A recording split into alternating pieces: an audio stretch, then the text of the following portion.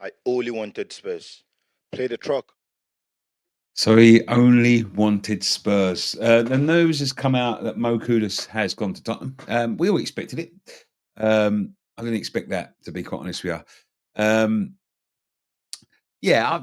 Listen, Mo, you've just painted a target on your back, mate, when you come to the London Stadium, I'm pretty sure. But it has been confirmed. West Ham confirming it like a skint uncle at Christmas by basically whimpering and just saying, like, we have sold Mohamed Kudus to Tottenham. That come out just shortly before um, that brilliant video that you've just seen that he only wanted Spurs. Listen, Mo, you only wanted Spurs because that was all that was available to you. And I mean this with the greatest respect.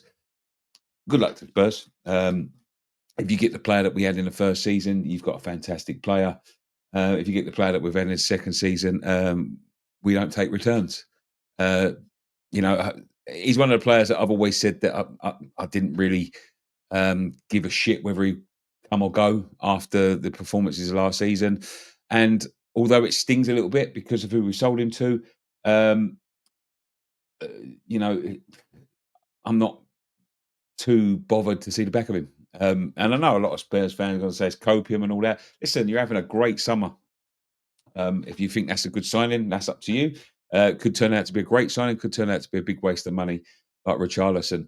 And they also have also, done the Gibbs White deal, um, set up for a medical for him. So yeah, they're cooking Spurs. I can't. Why we've got nothing. And although, listen, I don't think people like Mohamed Kudus should be doing that. Although he's going to go, that's going to go down well with his new teammates and his new fans.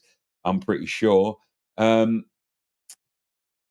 the blame fully lies to me on David Sullivan. How we've let this happen, I don't know. When you think back to the Tottenham, and listen, they're all going to have a go at you. Well, I've had it in my comments, I've had it on videos, and I'm talking about this and talking about that. They will never admit the truth. He was poor last season. They may get a good player. They may for £55 million. But they may get the same player that we had last season. Listen, it's all up in the air for Tottenham at the minute, but you can't deny they're having ambition. But they're well within their rights to sit here and have a go at us and sort of take the piss out of us. Because if it was the other way around, we would be saying it the same thing to them. But the man that's put us in this position, David Sullivan, I heard a quote from him today. So he's saying something like, wouldn't you take 55 million quid for Mo Kudus if you could? Yes, I probably would, but to tell into your biggest, they're going to say we're not their biggest rivals, but we are rivals in the league. We won't be this season, to be quite honest with you, because we're going to be piss poor if we don't get signings in. But I'm going to spit a bit of positivity on this news. Mo Kudus was no good to anyone the way he was playing last season. He scored 3 goals. Pretty poor. You could see it last game of the season against Ipswich. I think that was the nail in the coffin for him. He got a goal. He hadn't scored in a while. He'd been playing poorly. He didn't celebrate. We all expected him to move this summer. I don't think no one expected him to move to Spurs, but there wasn't exactly a big queue lining up outside the door, which is, it says something, doesn't it? When there's, you got a player like Mo Kudus up for sale and people like Arsenal who, have been challenging for leagues are choosing to spend their money on Madueke. So, listen, as I said, if it was the other way around, we'll all be doing the same thing. So I'm not too mad about that. What I am mad about, and what I think everyone's mad about, is the fact that David Sullivan has put us in this position. When we've sold players to Spurs, it's been 14 years since we sold a player to Spurs. That was Scott Parker in 2011.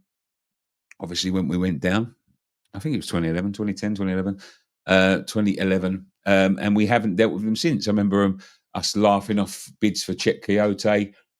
But it really does show how much of a shambles this football club has been run by the people at the top. How we've got ourselves in this position, I don't know. Won a trophy a couple of years ago, had good seasons after good seasons after good seasons. We've had a couple of bad ones. We had £100 million in pure profit for Declan Rice, and apparently we have to sell to make bank loans. Has he stopped investing? I don't really know. I'm pretty sure this isn't true. I'm not totally against getting rid of Mo Kudus, as I said. Um, as long as the money is invested in the squad and is invested wisely, I thought he was always going to go. And I would. I've said it many times. I wouldn't miss him if he does. It's just you're putting us in a bad position to be mocked and that by Tottenham. The announcement video, it's a direct swipe at the fans. You're trying to sell season tickets. You're trying to flog season tickets still. You've just sold a load of season tickets. You sell a player um, to someone that we don't like very much, and you're giving them the ammunition to sort of shoot us all down and make us look silly. We'll see who looks silly at the end. We've still got a good team. I want to be a bit positive. I see the interview with Alvarez, who scored the winning goal in the CONCACAF tournament and was named player of the season, apparently, according to some reports. I didn't watch none of it, but and he said, he's been linked with a move away. Wasn't very good last year as well. Obviously, Mo Kudus' teammate, and he came out and said, I love West Ham. I love the fans. I love, I love everything about the club, and I want to do, and Edson Alvarez is a player that can make a difference if he's playing well. So he's coming off the back of a good summer. And he wants to stay here. So, yeah, people like Edson Alvarez, I'd take 10 Edson Alvarez's over 10 Mohamed Kudus's every day of the week. We love players like that. We don't expect much, but going to Tottenham and then turning up and saying, I only wanted Tottenham. Mo, you've put a big target on your back there, son. Good luck to you. Good luck to Tottenham. Good luck to the manager trying to prize that £55 million out of the poisoned dwarf's hand, to be quite honest with you. But he'll have to do it.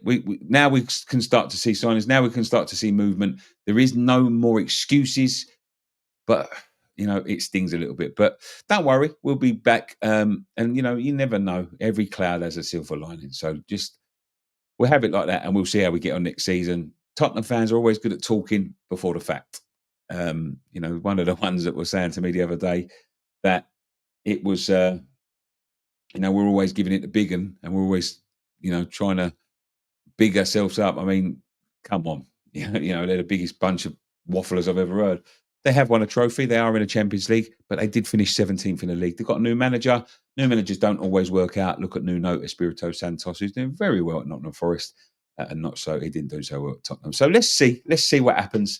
But yeah, I don't know whether it's good news or bad news, but it's certainly, one that's going to sting in the throat a little bit for West Ham fans. But don't worry, keep the faith, and we'll be back tomorrow for Friday Night Pint.